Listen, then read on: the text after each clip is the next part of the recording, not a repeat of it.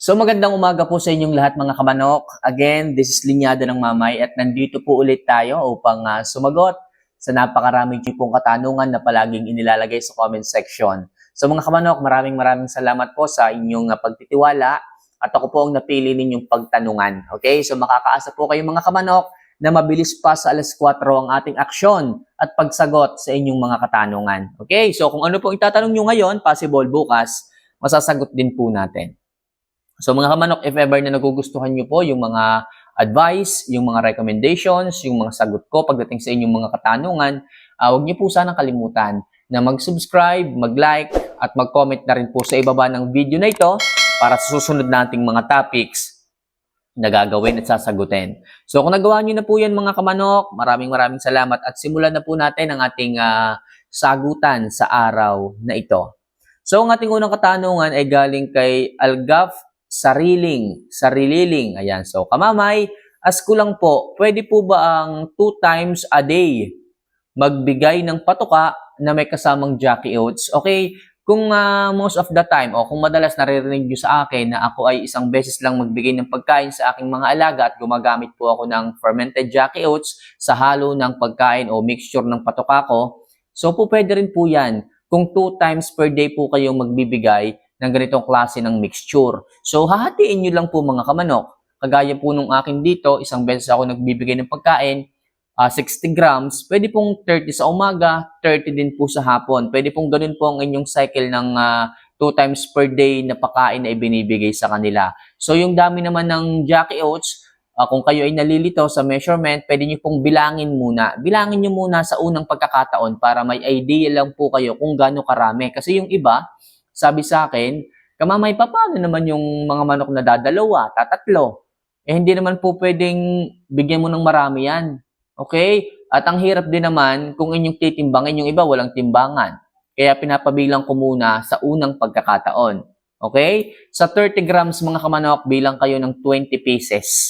Okay? Sa 30 grams or 35 grams, 20 pieces po yan or equivalent sa 3.5 grams po ng fermented Jackie Oats. Pero kung wala nga kayong timbangan, so I advise, bilangin nyo po muna. Yung 20 pieces, kung kayo yung mga bata-bata pa, kaya nyo pa yan. Then sa kanya po ilagay sa lalagyan para lang makita nyo kung gano'ng karami yung matatansya nyo na gano'ng karami pala ang 20 pieces. Kasi minsan, yung sandok natin, akala natin kokonti, pero kung bibilangin ninyo, 50 pieces na pala yon, ihahalo mo sa 30 grams, napakarami. Magiging lightweight ang inyong mga alaga, hindi ko po advisable. Okay, kaya mga kamamay, hanggat maaari, bilangin nyo muna sa umpisa. Sa umpisa lang naman, para lang makita nyo kung gano'ng karami yung 20 pieces. Okay? So, next question po tayo. Okay, ito galing kay Rolly Castillo. Boss, ilang beses ba magbibigay ng promotor sa isang linggo? Okay, sa isang linggo, depende po ito sa pangangailangan ng katawan ng inyong mga manok. Sabihin natin na yung manok mo masyadong kulang sa katawan. Medyo payat-payat pa ng konti yung alaga mo. So, ayusin mo ang sistema mo. Mag-priming ka muna para sa ganun maayos po ang sistema ng manok para ma-absorb niya po ng maayos yung sustansya ng pagkain. Kasi minsan, pag hindi po tayo nakakapag-priming, maganda nga ang pagkain, maganda nga ang vitamina, hindi po masyadong tanggapin ng katawan yung mga vitaminang taglay ng pagkain at yung ating mga ibinibigay sa kanila. So, kailangan mag-priming muna kayo para wala tayong maging dahilan kung bakit hindi gumaganda ang katawan. Ngayon, kung kulang pa rin ang katawan, nag-i-improve naman kaso kulang pa rin eh. So, gagamit ngayon tayo ng mga supplements na kung saan is mayaman sa amino acid, gaya ni Promotor. Medyo may kamahalan lang to, pero rich in amino acid yan. So, gaano ba karami? Gaano ba ang tamang dosage ng Promotor pagdating sa katawan ng ating mga alaga?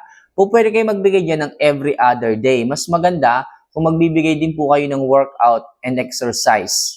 Okay, kaskas, fly pen, o kung ano pa man na exercise ang inyong ibinibigay. After nyan mga kamanok po, pwede po kayong magbigay ng Promotor or after feeding po, pwede rin po yan. So, makakatulong po yan sa kanilang katawan para mag-build ng pangangatawan. Uulitin ko mga kamanok, pwede yung every other day after workout or after meal sa umaga after workout. Okay? So, maliwanag tayo kamanok. Ano po? So, next question po tayo. Ito naman galing kay Mario Junior. Ayan, so idol, ayos bang gamitin ang Vitagen Royal Jelly para sa manok?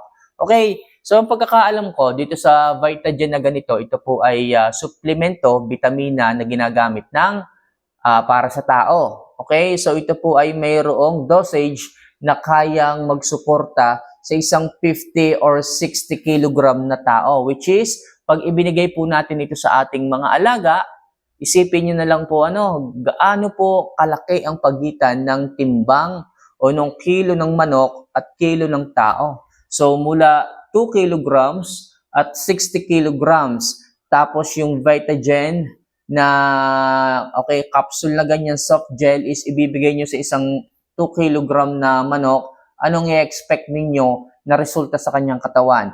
Possible, magsobra-sobra po yung vitamina. Anong gagawin ng katawan? So, babawasin po niya yung sobra or excess na vitamina sa kanyang katawan at i-release niya. Dadaan lahat yan sa atay. Okay? Sasalain ng atay at yung sobra labis na makikita niyang hindi kailangan ng manok, i-release po niya yung lahat. Iipot niya po yung lahat. At pag madalas po kayong nagbibigay nito at madalas po na na-over, okay, na-over po ang pagbibigay, ang pasok sa katawan, possible may problema po itong mangyari pagdating sa kanyang kidney. Okay, kasi masyadong mabigat, masyadong mataas, masyadong marami yung dosage ng Vitagen para sa kanyang katawan. Okay? So ngayon, pwede naman yung gamitin pero i-monitor nyo po mga kamanok kung ano po ang magiging resulta sa pangangatawan, okay, sa healthiness ng inyong mga alaga. Okay, dahil ito po ay siksik, liglig sa mga vitamina na kailangan ng katawan ng tao. Pero pagdating sa manok, makakatulong din po ito. Kaso ang problema natin, masyadong mataas nga po. So pwede po kayong bumilang ng araw kung gaano po kaganda sa manok paglipas ng ilang araw ang magiging resulta nito. Okay, kasi mayaman po ito sa Korean ginseng. Okay, mayaman sa Korean ginseng, sa royal jelly, na maganda po sa katawan ng ating mga alaga. Meron din po itong mga B vitamins na tumutulong sa magandang sirkulasyon ng dugo. At the same time, may B complex po ito. Maganda po sa katawan din po ng manok. Kaya kung ako po sa inyo mga kamanok, kung kayo po ay magbibigay ng Vitagen, okay, soft gel sa inyong mga alaga, tingnan nyo po kung ilang araw po ang magandang magiging resulta sa inyong mga alaga. Kasi possible, kung bibigyan mo siya ngayon, okay, possible bukas medyo stress pa yan. Bukas medyo lambot pa yan. Okay? Kasi nga masyadong mataas ang dosage, masyadong mataas ang vitamina na ipapasok nito sa katawan ng ating mga alaga. Tingnan mo, bilang ka ng ilang araw, kung ilang araw ba yung interval para makuha mismo talaga ng manok yung recovery niya mula dito sa gamot na ito o sa suplemento na ito. Okay? Pero maayos yan. Mas maganda siguro, ihalo mo sa pagkain, tapos hati-hatiin mo sa iba't ibang o sa ilang pirasong manok para mas maganda ang sirkulasyon sa katawan, hindi masyadong masayang, at marami rin po ang makinabang. Okay? So, next question po tayo. Ito naman galing kay Ronaldine. Okay? Good day po, idol. Pwede bang magtanong, ano po ang pwede kong ipares sa gal?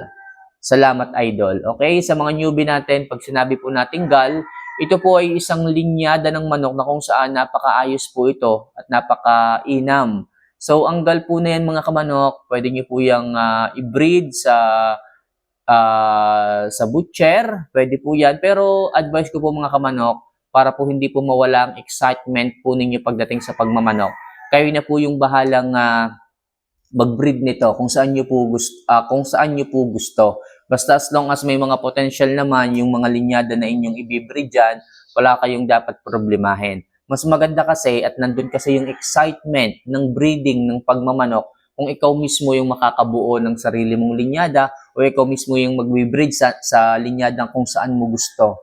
Kasi kung sasabihin ko sa yung butcher, mas maganda sa butcher, mas maganda sa tornado, maganda sa claret, wala nang excitement. Kasi masasabi ko na sa iyo kung ano magiging resulta niyan eh. O may idea na tayo pagdating sa resulta niyan eh. Pero kung ikaw mismo ang magta-trial and error pagdating sa breeding, nandiyan ang excitement.